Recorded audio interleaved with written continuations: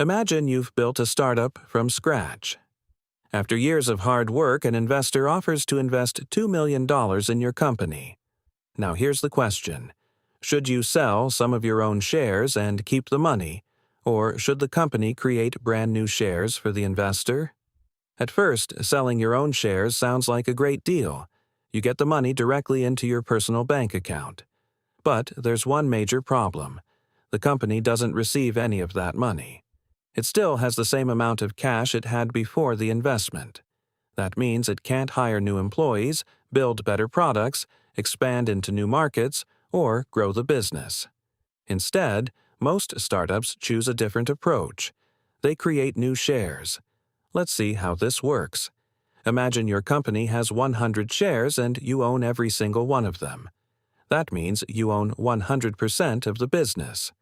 An investor now wants to invest $2 million. Instead of buying your existing shares, the company issues 25 brand new shares. Now the company has 125 shares in total. You still own your original 100 shares, but your ownership percentage drops from 100% to 80%. The investor owns the new 25 shares, representing 20% of the company. Here's the important part. The investor's $2 million doesn't go into your pocket. It goes directly into the company's bank account. Now the company has fresh capital to grow. It can hire talented engineers, build new products, expand manufacturing, invest in marketing, open new offices, and serve more customers. This is why investors usually prefer new shares over buying a founder's personal shares. Their goal isn't to make the founder rich overnight. Their goal is to help the company become much more valuable over time. Think about it like this.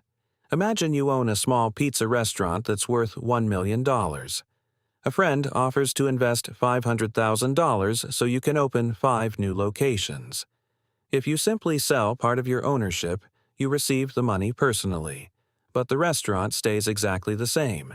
It still has only one location. Instead, if the business creates new ownership shares, your friend's investment goes into the restaurant itself. Now the business has enough money to buy equipment, hire employees, lease new locations, and expand. Yes, your ownership percentage becomes smaller, but the value of the entire business grows much larger. Would you rather own 100% of a $1 million company or 80% of a $20 million company? Most founders would choose the second option because 80% of $20 million is worth $16 million. Your percentage is smaller, but your wealth has increased dramatically. There's another reason investors prefer newly issued shares. When founders sell a large portion of their personal shares early, investors may worry that the founders are more interested in cashing out than building the company. Investors want founders to stay motivated and committed for many years.